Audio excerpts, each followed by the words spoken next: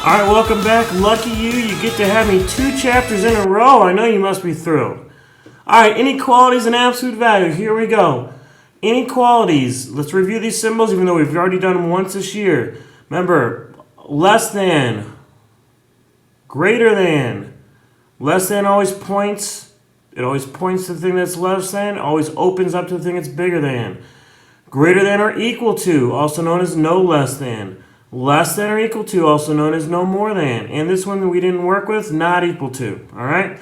The inequality always opens up to the bigger a value. Let's do some. Mr. Brust is broke, ain't that the truth? He has less than $9 in his wallet. So let's see. Brust, we'll count that as the money he has, and 9. That's like our boundary marker, right? He has less than $9 in his wallet. Less than $9 in his wallet. Let's see if we can't graph that. Start with 9, 10, 11, 8, 7. So I'm starting at 9. Should I include 9? Does he have 9? No, he doesn't. He has less than 9. But I have to start at 9 because that's my boundary. Immediately at $8.99, that's a possibility. So I include this as a boundary marker, but I don't shade it in. All right, I want everything less than 9. That's this way. Whoa, horrible arrow. All right, so now it could be any of these numbers. Is 7 less than 9? It sure is. Is 10 less than 9? No, that's why we didn't shade in that side. Kelly has no less than $5 in his wallet. Kelly has no less than 5. We know 5 is going to be our boundary. Let's go 6 and 7. Let's go 4 and 3. All right. Could he have $5? Yes, because he has no less than $5. So $5 could be a possibility. So let's make that included. That means we know we're going to do this. He has no less than 5. That means he's got to have more than 5, right? So all the numbers more than 5 go that way. All right, let's try the last one. Sully does not have $8. So we know our boundary is going to be $8. 8, 9, 10, 7, 6. All right, we know he doesn't have 8, so we're not including it. Could he have 7? Yes. That means he could have everything on this side.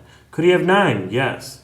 In fact, he could have anything except for $8, so Sully does not equal $8. All right? All right, so let's talk about graphing inequalities. When should we have an open dot? Well, when should we have an open dot? When it's greater than, when it's less than. In other words, when it doesn't have that the equal to part or not equal to. Any of those times we're going to have an open dot. When should you have a closed dot? The exact opposite. All right, and if we were graphing in equals, we could do that too. That would be closed dots. All right, so let's graph one.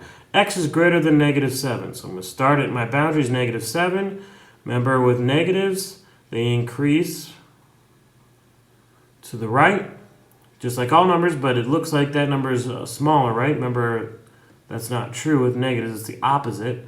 So my boundary is at 7. It's open circle because it is not equal to. I want all the numbers greater than that. All the numbers greater are to the right. Do the next one. I have 14, 15, 13. All right, my boundary is 14, and I'm going to include it. It's a closed dot because it could be equal to it. I want all the numbers less than. All the numbers less than go that way. All right, let's come up here. -8, -7, and -9. I'm going to not include it because it's an open dot, and it could be on either side. In this case, everything's the correct answer except -8. All right, now let's try some that are on the opposite side here. See, the variable is going to be on the opposite side. So it says -7 is less than x. So I'm still starting with -7, -6, -8.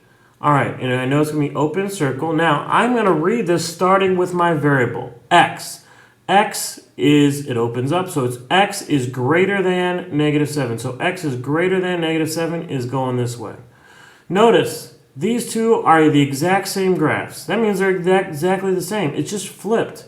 It's like saying 8 is A, or A is 8. It's the same thing, only this time when we flip it, I have to reverse the symbol. See, it's always opening to x. It's always opening to x. So down here, look at these two. They're the same. It's pointing at g. It's pointing at g. So these two graphs should be the same. Let's take a look. 14, 15, 13. Close dot at 14. And let's read it. I want all the numbers that are less than or equal to 14. All the numbers less than or equal to 14 go that way. All right, so there two ways you can see these done now, and you need to be able to recognize both.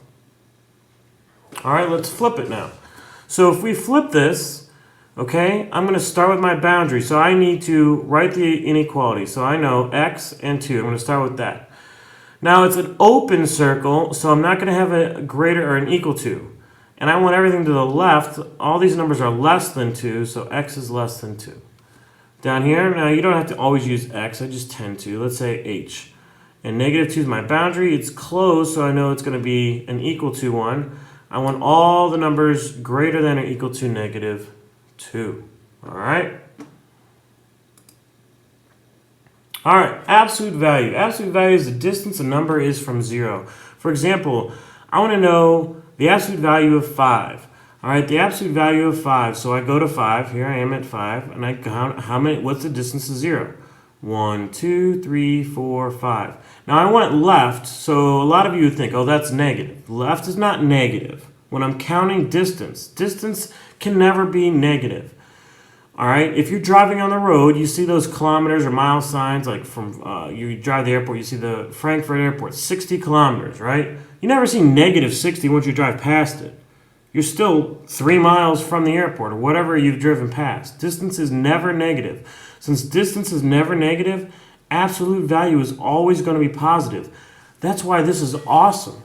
This is absolutely the easiest thing you could ever do in math. Start at negative 3. What's the distance from negative 3 to 0? 1, 2, 3. Again, positive. So if I put a positive in, I get a positive. If I put a negative in, I get a positive. It's like a washing machine. If I put in dirty clothes, a negative number, they're going to come out clean, positive.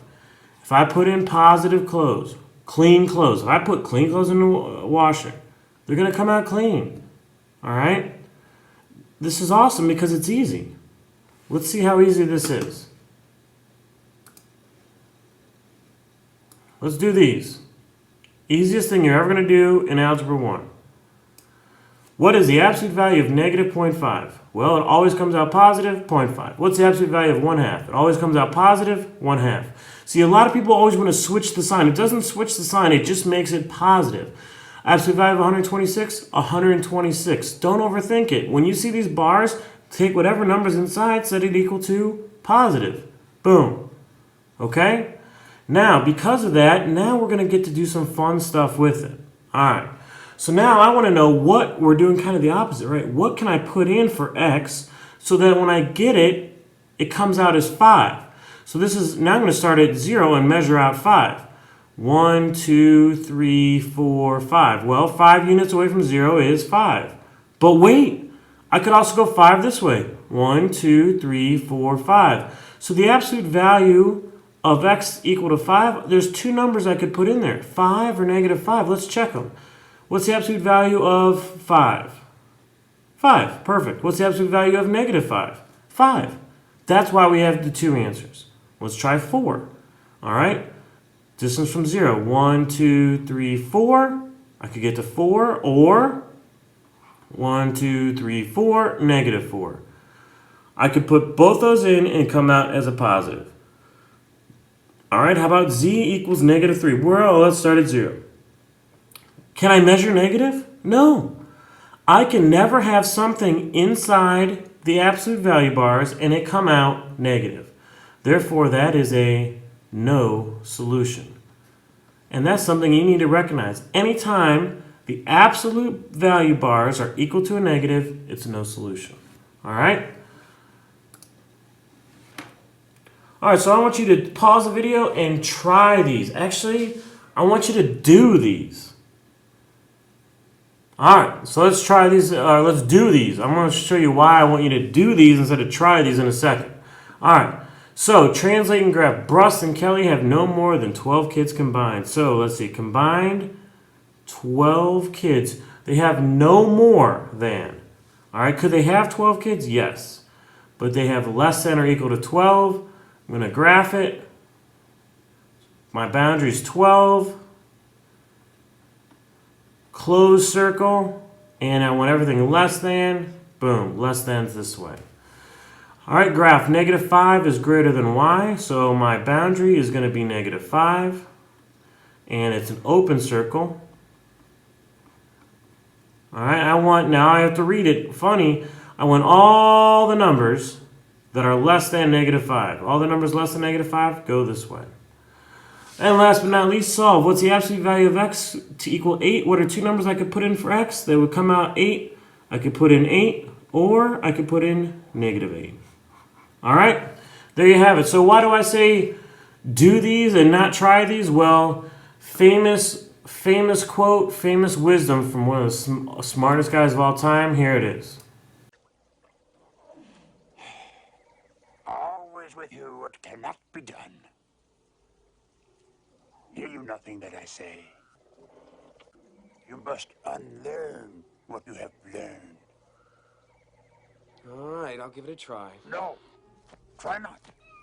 Do or do not. There is no try.